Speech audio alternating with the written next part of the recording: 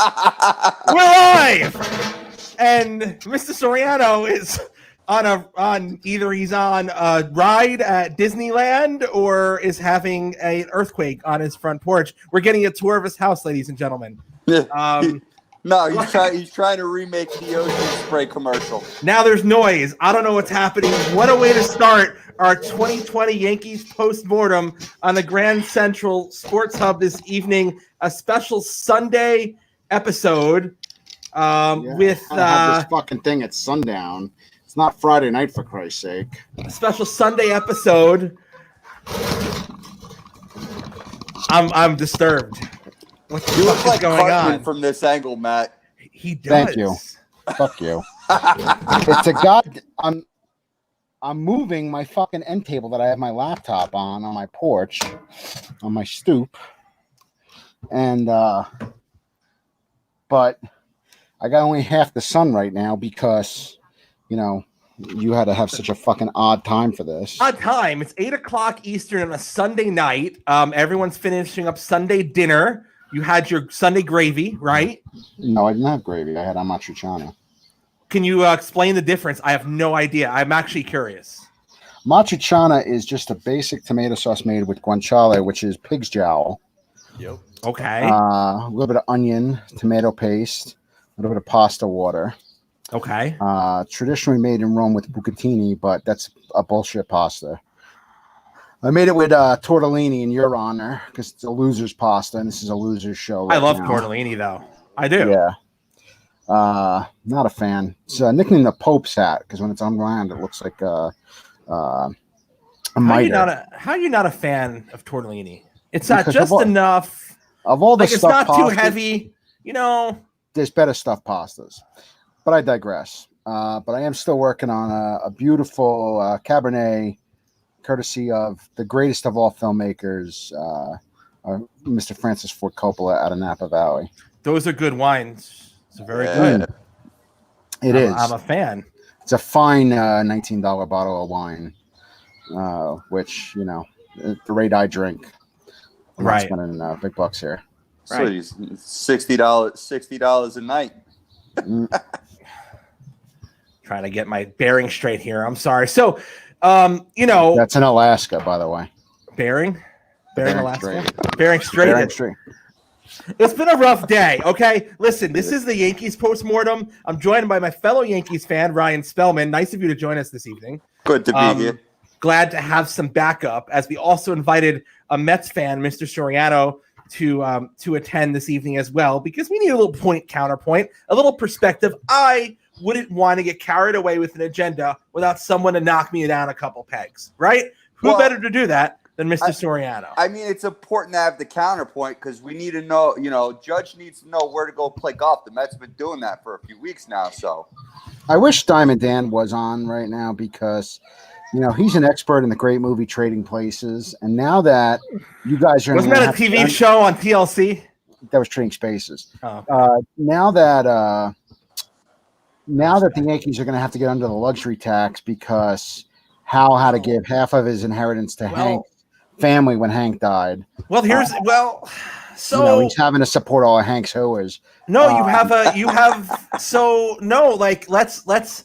I don't want to hear. So when we talk about this, I don't want to hear about the Yankees being strapped for money, right? Like that's not what I want to hear. They're not, but they're going to talk about how they are, and I fully expect that is going to happen this offseason, how they can't go after anyone because they signed Garrett Cole. We're getting ahead of ourselves. They can't. Joel Sherman said it today, and Joel Sherman is the finest baseball writer in New York City, and he's very rarely wrong. But because he wants to get under that threshold, no more Real Muto, no Trevor Bauer. You're not going to No. In fact, you're probably going to have to trade LeMahieu. He's a free agent, so it's the guy you bring back. Go. Right. But so you guys, it's like when Dan Aykroyd becomes homeless in Trading Places. You're Eddie Murphy now. Oh, no, I'm Eddie Murphy. You're Dan Aykroyd. You're out of the house. You're living with a hooker. Okay. You're trying to sell your watch for 10 cents on the dollar. That's Gary Sanchez. Okay. And now We're living in the mansion, having parties with Coke and pot, just like it's 1986 again.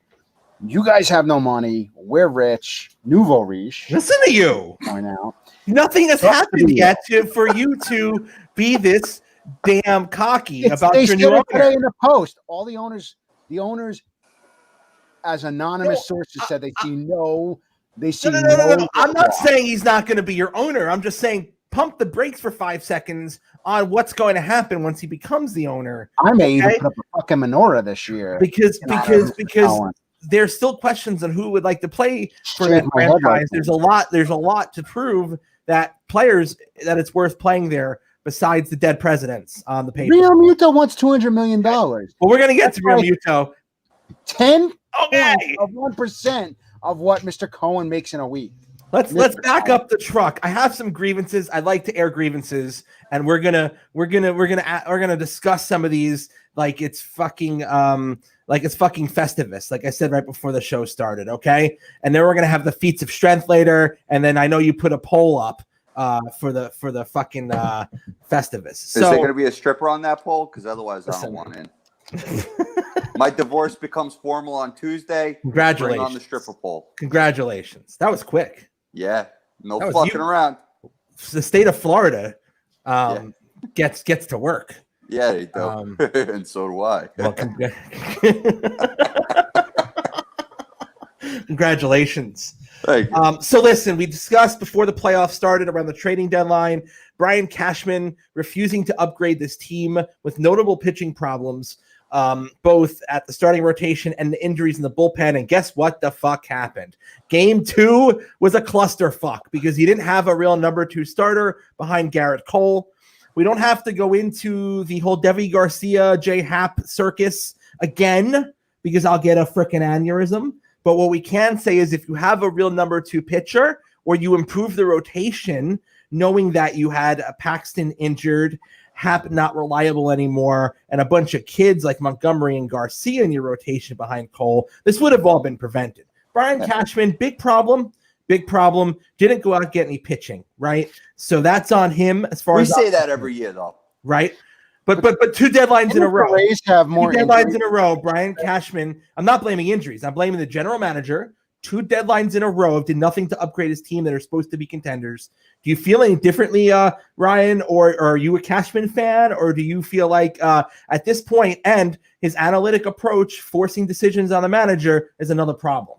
So every year I go back and forth on this. I come into the season amped up, cash is back, and then I end the year, as everyone knows, wanting to throw him on the train tracks right before the 6 p.m. Ronkonkoma. I'm back to wanting to throw him on the train tracks. On track 12? Yeah, and now boarding track 12. Bye, Cash. But truth be told, I think my problem with getting rid of him is I'm afraid of who's out there, who's available to replace him that's got the knowledge and the ability to work with Yankees ownership. Because let's face it, look, we're all Yankees fans. Well, except for this schmuck down on the bottom here. We're Yankees fans and we're Steinbrenner fans, but for better or worse, you know what I mean? That's just the reality of it. As long as they own the team, I'll be a loyalist to them. But you have to have someone that can work well with them. And that's the real problem. That's the real crux of the issue. You're not somebody who's about to be available for a GM spot. You can go fuck right off. Brody Van Wagenen. You can fuck off with that. You have a good point. Here's the thing about Cashman. Now, on the bad side, the Yankees have won 1 World Series since 2000. Okay. Yep. This is in a results-driven business. They are prioritizing profit again and prioritizing just being good, and they're not out for blood like the old man George would have never put up with this. Okay, results driven, no results. I will say Cashman goes out and gets some really, really good players that other teams don't want. LeMahieu, Voit. Last year it was Tachman. He has gone out and got a lot of good talent and developed the farm system over the last 5-6 years, but they haven't won anything. Does the GM need to be a young guy? The GM? No. No, you know what? Why not Joe Torre? No. I mean, he's like 90. Yeah, look, here's the thing. Cashman's kind of a misnomer in the GM world, right? How many ball clubs keep a GM on staff? Because Cashman, we're at what, 24 years he's been with this team. It's not. There's some good things to stability, and then there's problems by having stale eyes. Right. And that's where it really comes down to. My fear is kind of twofold, right? We get rid of Cashman.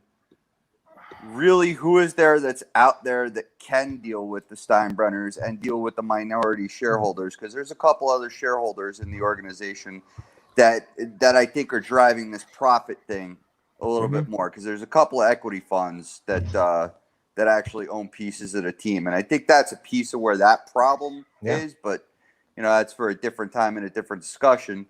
My other concern with that is that if we flip the entire farm, so to speak, that is to get rid of Cashman and bring fresh eyes in, and management's now going to start taking this counting every dollar mindset. My worry is that we go back to the days of when CBS owned the team.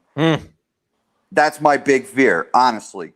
You could do one thing or the other, but don't do both in the same. And that's the thing. A lot of fans call for, the Steinbrenners should just sell. You're going to sell to a corporation, and then the corporation is going to run it as a business. The stupidest goddamn thing that could ever happen, or the worst thing that could happen to Yankee fans, is to sell. And quite frankly, the only person I could think of that really I could see owning that team who has no interest would be John Mara. Because I think that there's a family culture match. Yeah. The guy who would want it, we all know who wants to buy a baseball.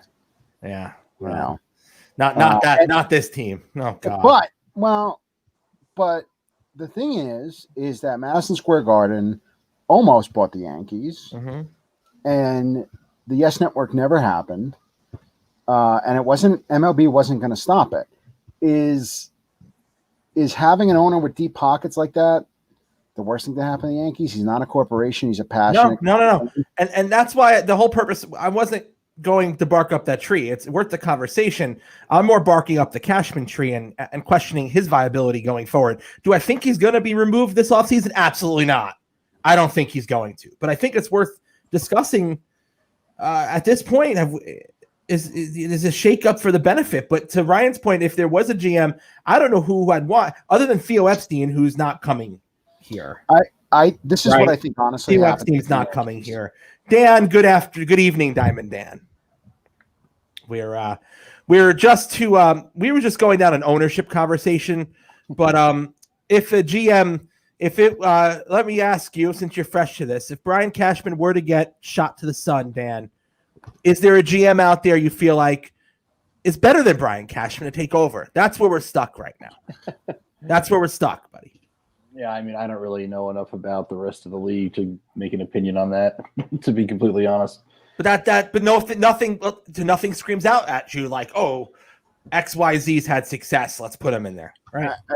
I honestly think the solution for the Yankees and for Brian Cashman, and to Ryan's point, the guy's been there since he probably lost his virginity, is to move him to a Glenn Sather type role as a president of Yankee baseball, and to bring in somebody younger to become the general manager and let him run a lot more of the personnel decisions, bring in the fresh eyes, and get you guys another manager that's not from that list of. We'll discuss that in a moment. Discarded fetuses that we'll discuss the manager in a minute. So the thing with that, to your point, Matt, the thing with that, Randy Levine will never allow it. Part of me, Yankee baseball. Part of me would love to see that, because that would be an interesting. That would be an interesting play, just to kind of keep the Cashman farm system going, right? But here's the other problem. A lot more of the person. Here's the problem with that.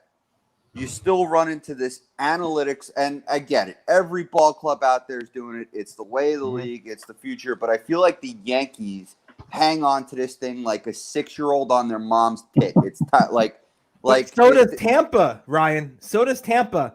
But to the point, there needs to be a balance. Right. There needs to be a balance. And there is no balance. Well, the best guy at balancing it is now in Boston.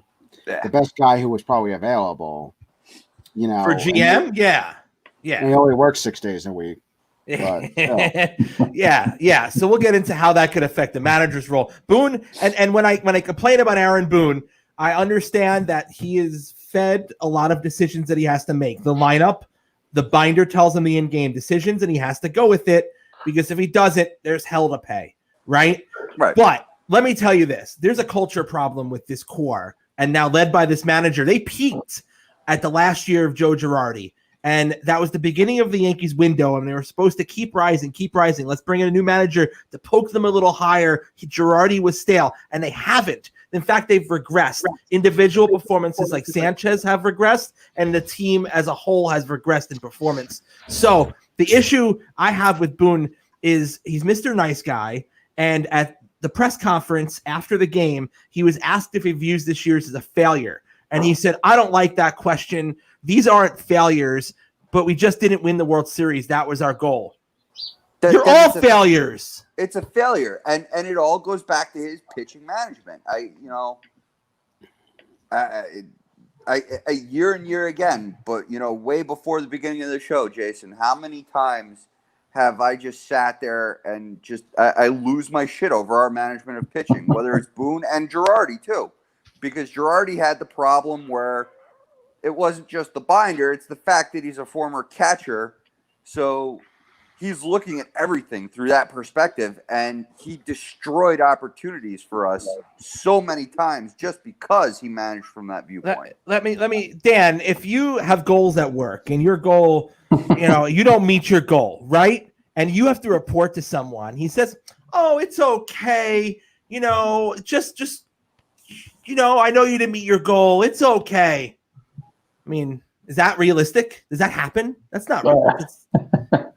No, and I think the problem is that having to watch this sort of, all right, let's say to your point, if you screw something up once, right, you kind of, all right, well, you're on the list, and you got to be accountable for what you did and fix it.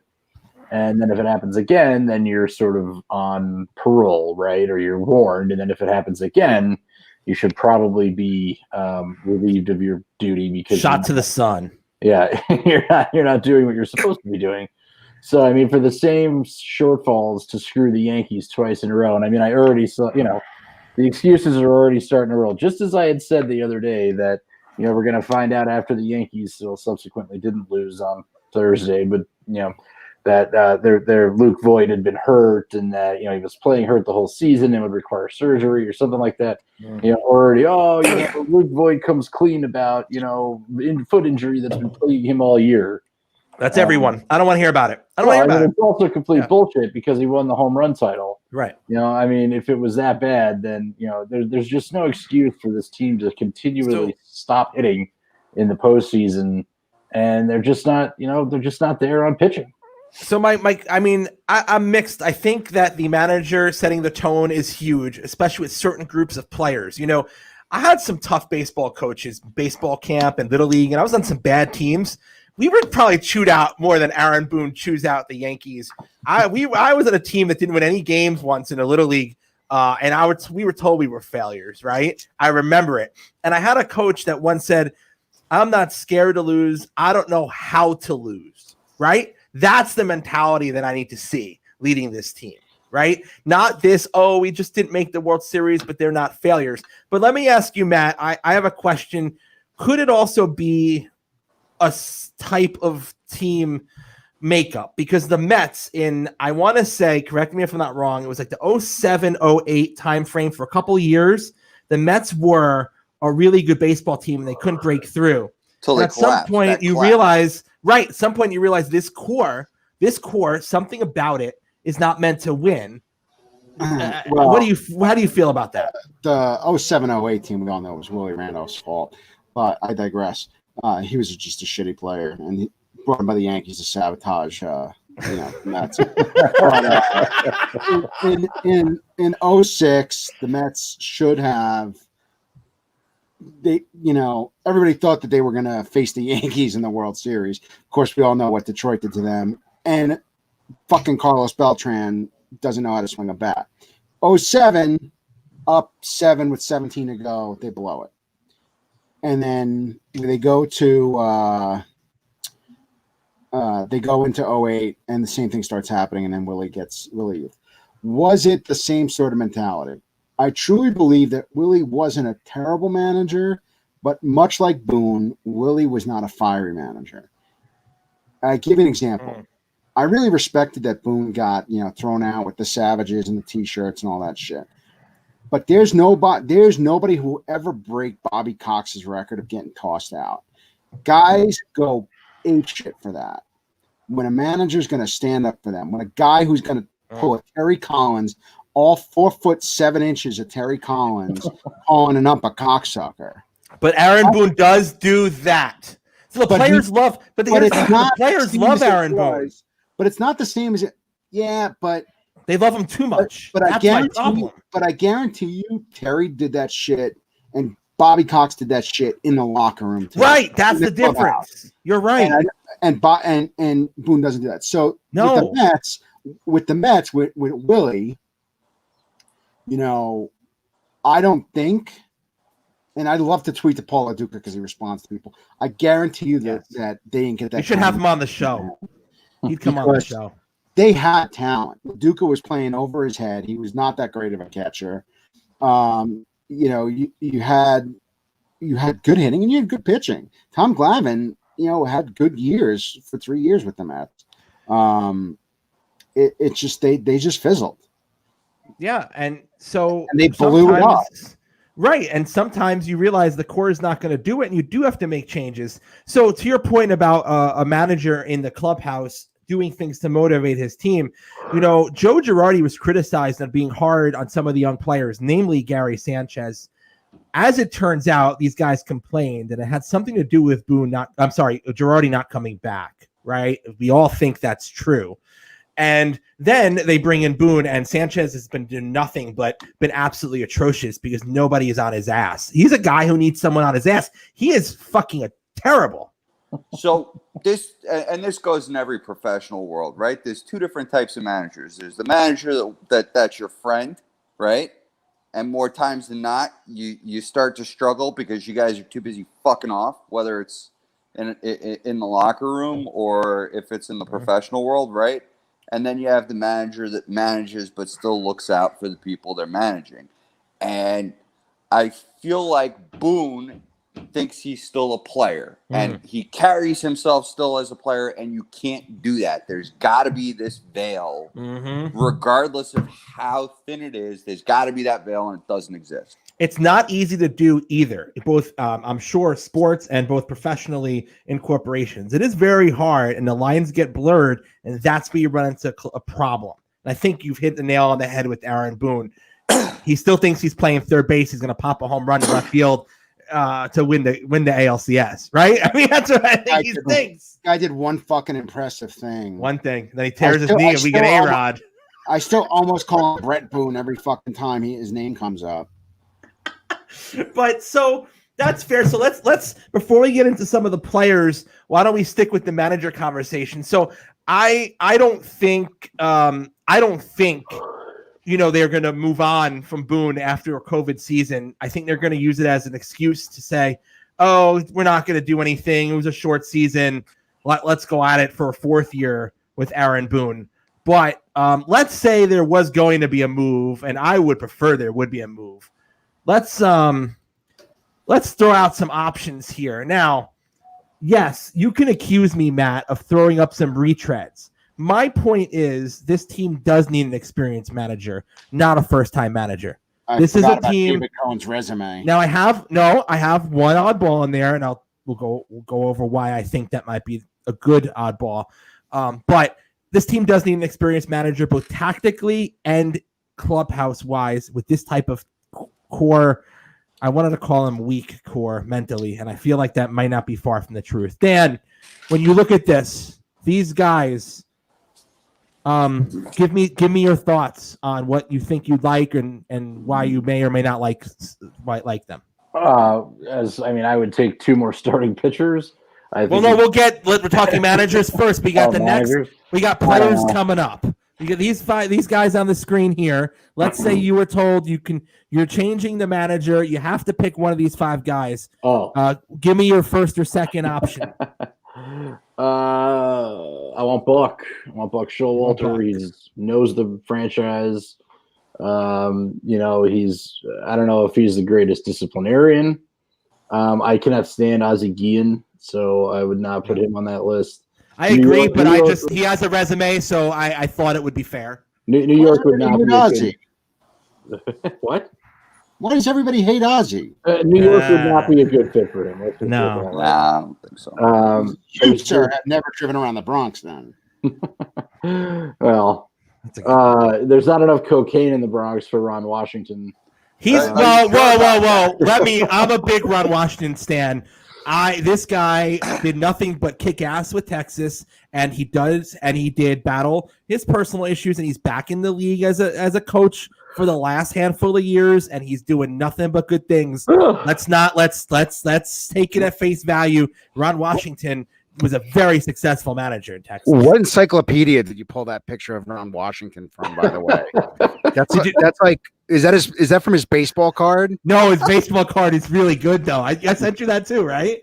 No. Oh no, his baseball card is tremendous. It's wild. That's a really old picture. Ron Washington wears bifocals now. Yeah. It's Texas. This was pre-breakdown. But anyway, he's back, and he deserves another chance, I truly believe. But Dan, is Buck your number one? Yeah, I would say from an experience standpoint, Showalter probably number 1. I'm not sure that I would like to see Cone on the bench somewhere. I don't know if managing the team would be the best single option at first, and I think Mike Scioscia is just too old. Hear me out. Well, they're both. Well, Buck is old too. I agree with you with Buck because of also deep organizational background as relationships go with the Yankees, which is a big deal for them, like we were talking about before. Baseball tactician, knows the game, will bring some old school attitude, and sure as hell will ride his players. My question is, understood, no rings. He has managed some bad teams, and then he's moved on right before teams have gotten good. But no rings. I understand it, but maybe he's that much motivated to get a ring. Here's my thing. Analytics are part of the game, and like we were saying earlier, we need to balance them. I don't know if you've watched, I'm sure Dan and Ryan, you've seen David Cone on TV. Oh, yeah. One of the things he brings, he is sharp as a tack analytically on the broadcast. He's phenomenal. And I wonder if you put Cone as the bench coach to Buck and you balance it out, you have your analytic guy on the bench and Buck playing baseball. That could be a nice balance. Ryan, do you feel like differently, or what do you think? You literally stole my thought, actually. That's going to jail. I stole his thought. I love Cone. I do. I just don't think that he is manager material yet. It's not to say that he couldn't be, but I mean, out of this whole list, I mean, look, if we had to pick 3, it would be Buck, and Buck for me. Because of the history with the team, his ability to manage a team under pressure in New York. Look, he's a big show guy. Even like Matt said, no rings. You know what? Some of that was bad circumstance. Some of that was bad decision making. But we all make shitty decisions in this world. Look at my ex-wife. That's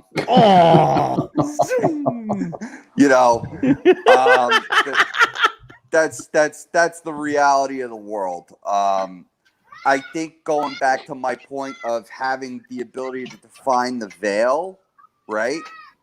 He knows how to talk to players, but he knows how to kind of hold that distance too, so that the respect doesn't go away. And that's huge when we're talking about what we're experiencing.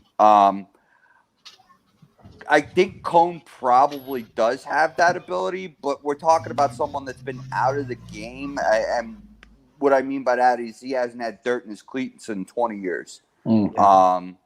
So he's not ready. So I would say this too. Buck is going to be 65 years old this spring. You're basically grooming Cone at that point. You're saying, Buck, this is your team for 4 or 5 years. Let's hope you last that long successfully. And then Cone. Yeah, and that's exactly what I'm saying.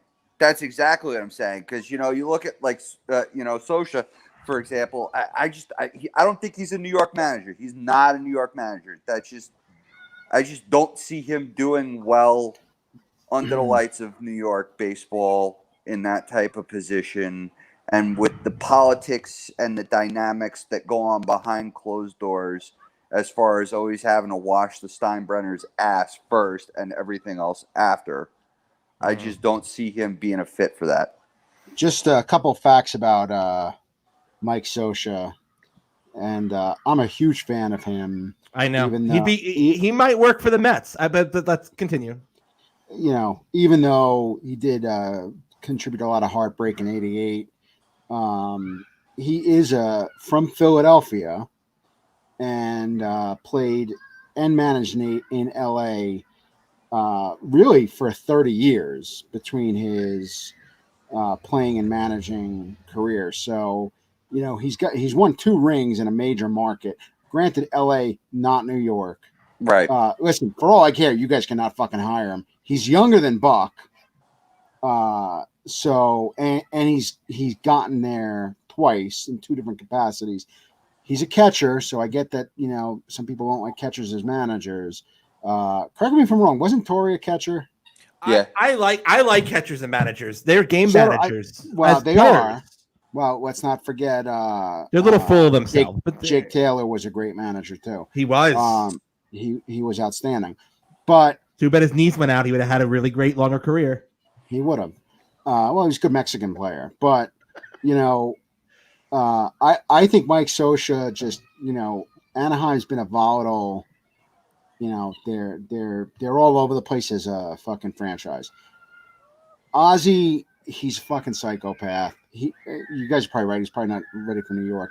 I think Ron Washington is going to break in somewhere, but he's also the ultimate bench coach. Yeah, I agree. Cone is one of my favorite Mets of all times.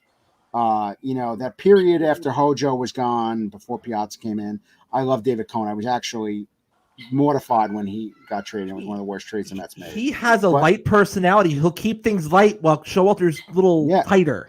Especially in the bullpen. Right. But I don't know if someone knows what you're referring to.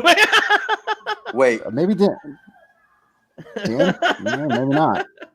Sidebar after the show, because we're thinking about 2 different things. Not the bleach. I'm not sure we are. not the bleach. But he knows. Is that a Miami joke? Come on. No, he knows how to loosen up in the bullpen. But he is. He's an accomplished guy, and I think he is absolutely has the credentials to be there. But I think, talk about a retread. Buck's been there. There's a reason why this guy isn't getting the looks he was 5-10 years ago.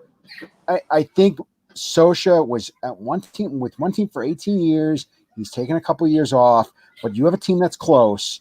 He's the kind of guy who can also handle big talent.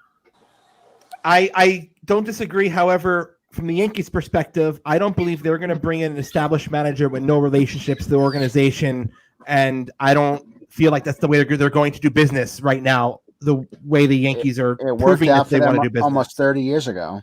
Well, it's different. Listen, that's a different. The big guy's not here anymore. Big guy's not here.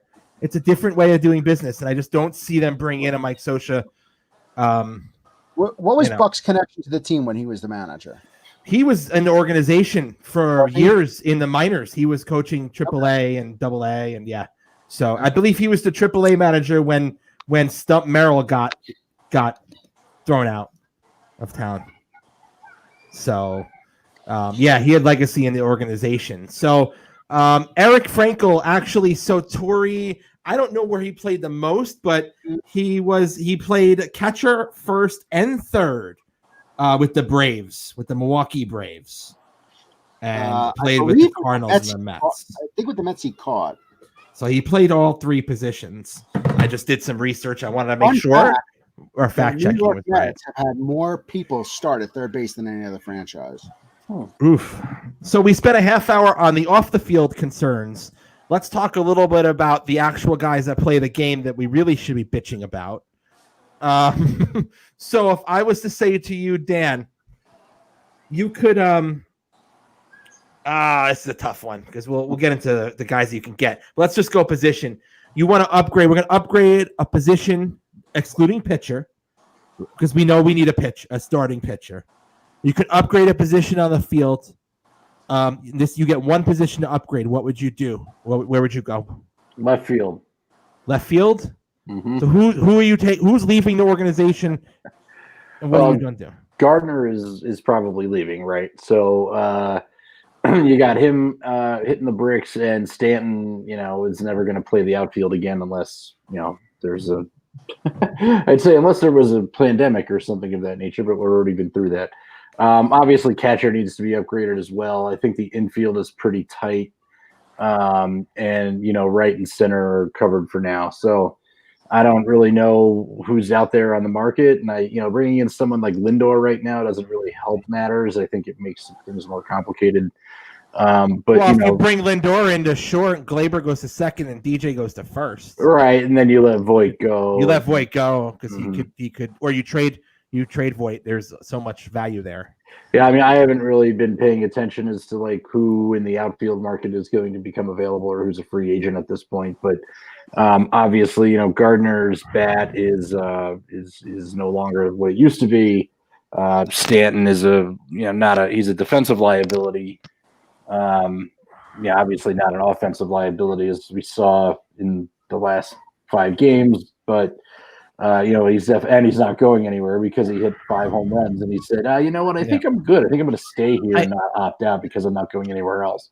I think we have the left fielder in the organization. Spellman, you know who I'm talking about? He's the redheaded gentleman. I think Clint Frazier. I think Clint Frazier's your lefty. Your left fielder. Yeah, I could. Yeah, I don't see that being a bad move. I don't think it's the long-term move, but it's not a bad move. No, he's young. It would be your long-term. You'd want it to be your long-term move. He's young. Yeah, but I just think in terms of the way, I think the way this team is going, I feel major change. Not next season, but I feel like this team, there is going to be a huge breakup. Similar to the way we saw the team kind of blow up and rebuild in 20. That's why we're in the window, and the window is fast shrinking quickly. So in my mind, this lineup is flawed in the sense that you have a Stanton, Judge. Let's go Stanton, Judge, Sanchez, triple 3-headed monster that turns into a 3-headed whimper every postseason. We could bitch about pitching all we want, but the truth is, the last 3 years. Every time the Yankees have lost a series, at least 2 of those 3 guys have just died on you, right? Yeah. Right? This year was Judge and Judge and Sanchez. Every year is Judge. Hit. I love Judge, but Judge has 2 years before he's a free agent. At the end of the day, the Yankees should have already – he doesn't have the value he had about a year ago when you could have traded him.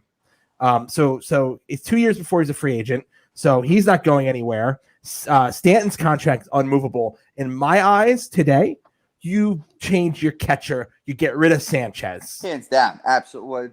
You know what though? 2 years ago, you told me that was a horrible idea. I've been wanting to cut this guy's throat for 2 years. No, I did. I will tell you, I was a big Sanchez supporter because how many times do you see a catcher with that kind of talent? Raw talent. Is there any catchers that you've watched, Matt, that you've said? That, oh my God, the bat, they're really good. They had a hell of an arm, and they just fucking flopped. Mackie Sasser? Who? Todd Hundley. But he was on steroids. It was different. He wasn't on steroids. Todd Hundley? Todd Hundley was the poster boy for steroids.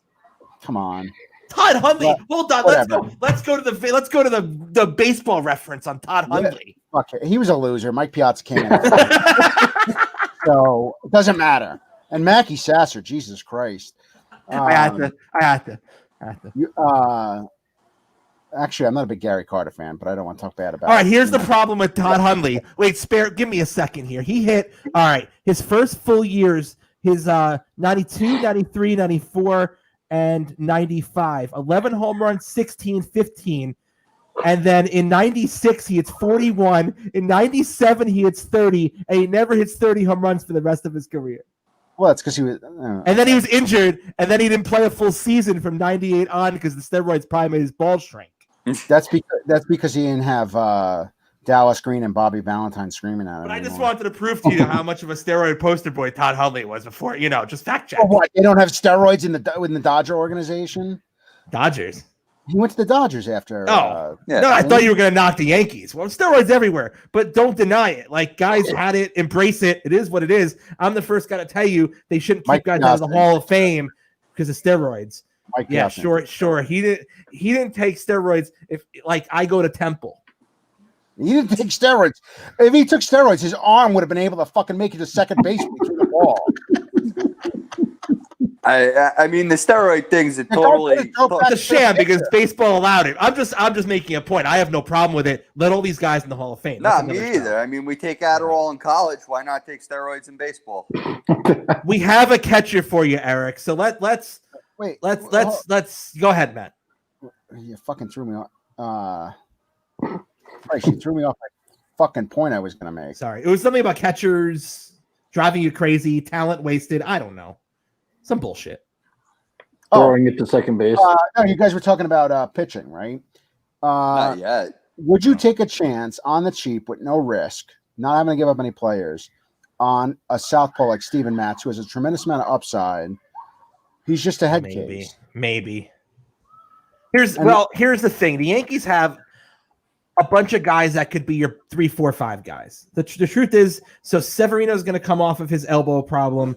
Herman's coming back from his beat your wife problem. I'm not even being funny. I'm trying not to be funny because he's a fucking idiot. Okay, and I would actually be fine if they let him go. But anyway, he's coming back. A little late for that. Jordan Montgomery is proving that he's going to probably be a good number 4 or 5 guy, and Devi Garcia is going to be a 3, 4, 5 guy, and you might be bringing back Tanaka. Yeah, you're missing one guy. Chapman.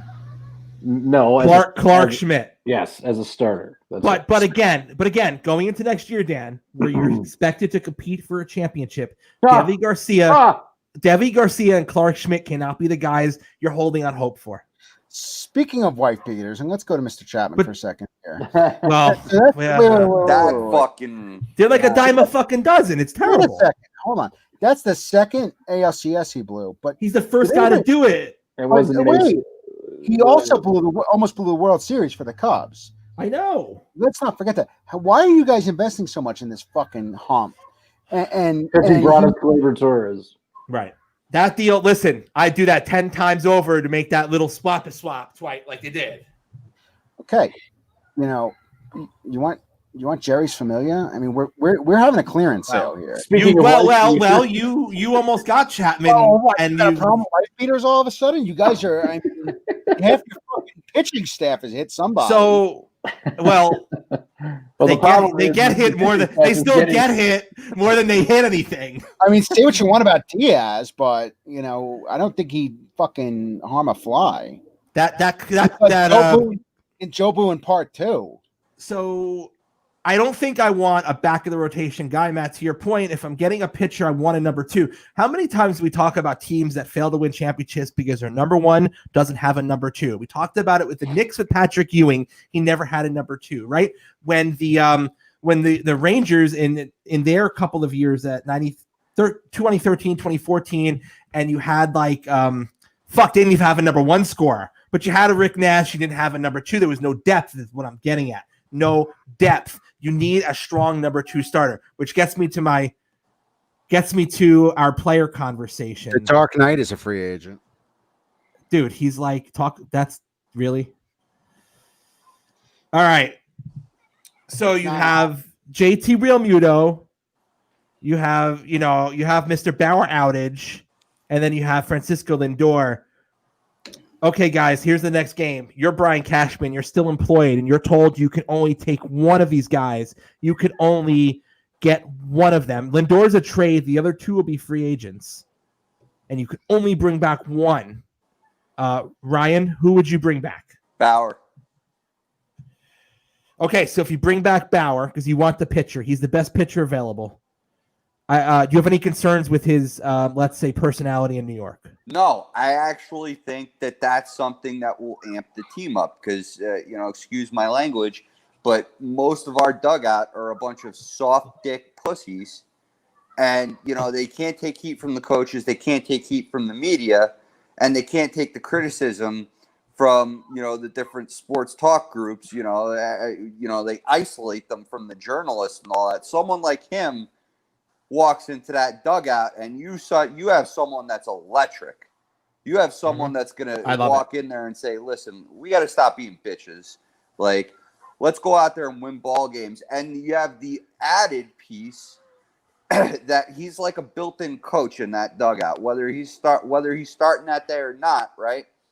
You've got someone that's going to sit there and talk to players and motivate players. Because he doesn't know how to shut the fuck up, and that's what the Yankees need. And his players are on record that they really like him as a teammate, exactly. even if the media hates him. But yeah, because he throws shit at them when they need to hear the shit, but he stands behind them 150% when they're right and when it's time to. So if I told you you're bringing in Trevor Bauer and you have to keep Gary Sanchez because if you're not bringing Realmuto, you can't get a better catcher, you're okay with that?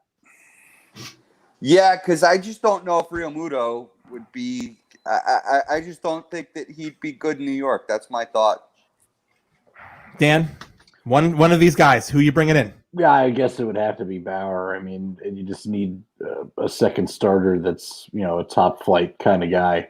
I don't think there's any two ways about it after this season. I don't want to hear that I know what's going to happen.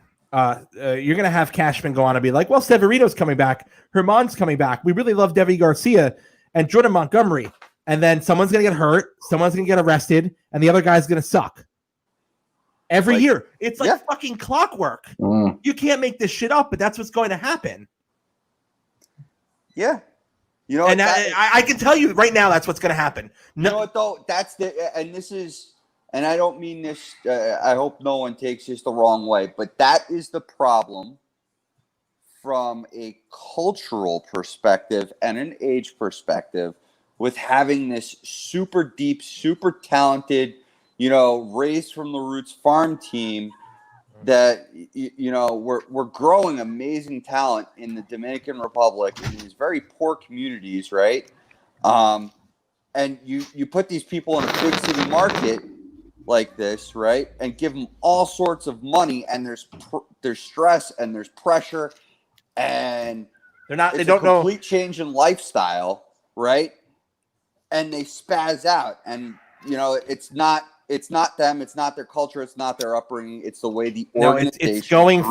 It's going for every type of person now. You're right. Every type of professional athlete. Yeah, running into issues with this, no matter where they're from, but whatever country they're from. Yankees have a big problem in this particular area because I think the curve to stardom and great wealth in baseball is a little bit faster than it is in football. Maybe basketball, you walk right on the court and you're making $30 million a year, so that problem exists there. But baseball, in particular, you give a 19-year-old kid that's had nothing their entire life $15-20 million a year, right? They're going to go out and they're going to get in trouble. Let me ask you, based on this, Dan, based on the Yankees' history of having real trouble specifically with pitcher development, how comfortable are you that one of Devi Garcia or Clark Schmidt truly becomes a 1-2 with the Yankees? Where's your faith percentage wise on this right now? Pretty low, I would say. You said earlier this season that you wanted to quit with the prospect hugging, and I think Clark Schmidt rather was a revelation, sort of in the beginning of the season and in the lead up to the these scrimmages and whatnot, and the lead up to this sort of shortened season. I think Davey has promise. I mean, you can't. I don't know what kind of long term, not damage, but what kind of long term effect having him start for one inning and then come in or take him out in a playoff game is going to cause. But I think they'll be serviceable starters. I just don't know if they're going to turn into top flight, top 5 pitchers. I would still move one. I mean, if there was a deal to be had for Lindor or something, I would still move one. I'd move Schmidt. Yeah, I think you're too invested. I mean, this is the whole reason they kept Sanchez and they protected everybody, is that they were too invested in the players, right? Yep. And then look what happens. Now we had the point that you can't move them, because what is Gary Sanchez really going to bring back tomorrow? At this point, you have to package him with a Clark Schmidt. You can't just trade Gary Sanchez by himself, and that's with a premium on a power hitting catcher. The problem is he's not a power hitting catcher anymore. How much is he making? Oh, they don't make a lot. Sanchez is still under team control. Here's the question: I would take him for a pair like Schmidt and Sanchez, because we're the most probable teams that they're going to end up in are still going to be in the NL East. Are going to be send up to fucking Seattle. I don't know. No, it's going to be an AL East team. It's going to be Tampa. It's going to be Baltimore. No, because Oakland. No, because they'll have to pay him eventually, and they don't want to pay anyone. Maybe they'll want the pitcher, but they're not going to take Sanchez. I would take Sanchez from Mats right now and make him a backup. Make him earn his way back? Yeah. The problem is you can't even DH him. Well, you may be able to DH him in the NL if the rule stays. No. We've got a glut of DH in first. I know Cano's your DH. Cano and Alonso. But my point is I would make him a backup and let him work his way back and then fucking flip him. Yeah, listen, this Gary Sanchez saga is going to continue. And here's the other thing. It's distraction now because it's in the heads of the Yankees, the pitchers. He didn't play for 3 games. And Kyle Higashioka, fine backup, by the way. Love the kid. And he's a backup. He's 30. He's a backup. And that's what he's going to be. But he's really good backup. You've benched Sanchez for 3 games in the AL, in the ALDS for Kyle Higashioka. You're going to go into spring training and tell me Gary Sanchez is your starting catcher? I have a problem with that. I just don't think Sanchez gives a shit. That's the truth of the matter. I don't agree. See, I don't know. I hate when people say that, though. I'll take you to task on that. I don't think that failure means you don't give a shit. I mean, it means that you may need a different environment to succeed. I say that because back in the first, 3 years ago, back when I first said we needed to get rid of him because I thought he was lazy. When I watch him, I feel like he plays the game to play the game. He doesn't show up to win. He shows up to collect the paycheck. And he doesn't really care to improve because he knows where is he going, who's replacing him right now, or at least that was the case up until this offseason, right? Dan, you're very vocal about this with me. What do you think with Sanchez? Yeah, I just think he's been I think who just said lazy. Ryan, did you just say? I mean, that's he's lazy behind the plate. He's lazy out of the box. I mean, we went through this last year where he wasn't even running out ground balls and that kind of thing, and you just get the sense from him that it's like this is a cornerstone position that was held by guys like Jorge Posada and the Russell Martin. I'm just saying, like in the last 20 years, that was the sort of a keystone position for the Yankees, and putting him in a long-term role, I think the Yankees definitely expected more out of him. Interesting. I don't want to think that he's lazy, but I understand why you could be saying that. I don't think he plays well under the New York spotlight. I don't think he likes to be criticized. I really think he struggles with that. He might be a lot like Robinson Cano back when Cano went to Seattle. Cano was criticized often for not running out balls and lackadaisical play in the field. However, Cano still had more talent and was playing well when he decided to sign with Seattle.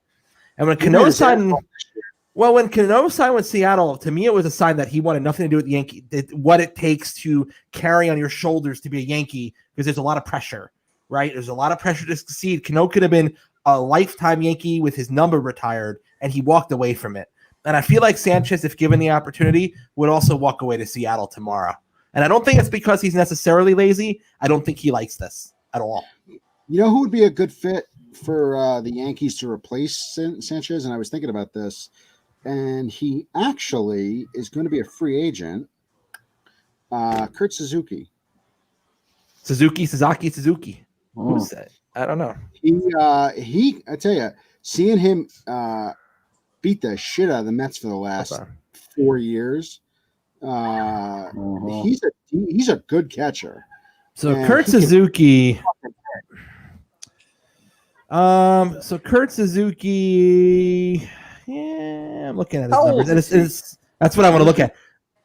He's old. Never mind. That's what I was about to say.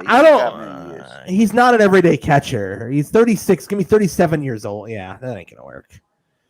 Good backup again, but we have a backup, so we're all set there. But no, the Gary Sanchez conversation, we could go on for 3 hours about it. It's fascinating and it's troublesome, and it's really maddening that this has happened. Where we thought he'd be a star for 15 years with the Yankees, and he might be the first of the core that came up in 2017 that doesn't make it, and that's a shame, right? That's a shame. It's got to be rough being a Yankee fan. I got to tell you, don't even fucking. No, seriously. Like, you won your ring in 2009, and now you're complaining because your 17 core isn't cutting it. Like, okay, so fucking tear it down. But that's the thing. Yankee fans, you guys won't accept a rebuild. No, we did. No, hold on. I disagree with that. And from that 2013 to 2016, that was a deep retool.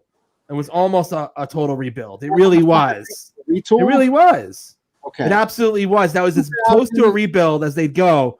And I wouldn't take a rebuild now because this is not what they should be doing. But under the right circumstances, like the Rangers, I would take a rebuild. No question. I just don't think I would take a rebuild.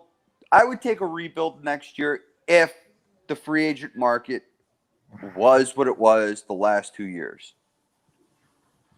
I just want to break up some of this core. I don't like it. Well, but you can't do that without putting some veterans in that really aren't out there right now. Yeah, and that also involves spending money, and the Yankees aren't going to necessarily do that. Right.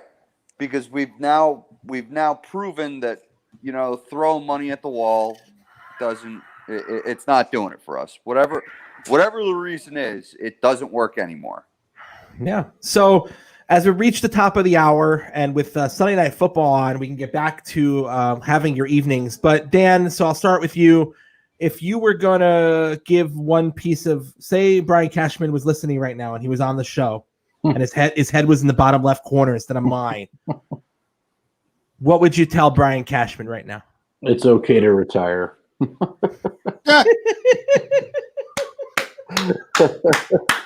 Take your $1 billion and go somewhere. Oh, Ryan, what would you say to Brian Cashman right now? Number 1, give me your Wrangler.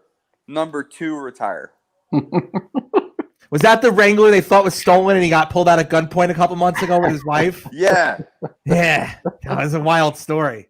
Now, I'll humor Matt. What would you tell Brian Cashman? I would say that if you want a chance to build a team again with little to no owner interference, come to Queens. Don't have to move. You could park your boat across the street right in the Long Island Sound, and we'll welcome you with open arms. We'll wait a whole 3 games into the season to call for your fucking head. As opposed to 20 years. Yeah. I'll say this in the words of the immortal George Steinbrenner. Show me a good loser, and I'll show you a loser. And you, sir, are a loser. That was in my Twitter feed 2 hours ago. Ladies and gentlemen, thanks for joining us on the special Yankees post-mortem of the Grand Central Sports Hub. Matthew? Small plug. Documentary on Chris Carlton on HBO about the fall of his gambling problem. Like that's a big deal. That actually want to watch that. Dan, anything to plug this evening? No. Ryan, I would ask you if you have anything to plug this evening, but you're about to go take care of that. So You know me too well, my friend. have a good night. Thanks for joining. We'll see you next time.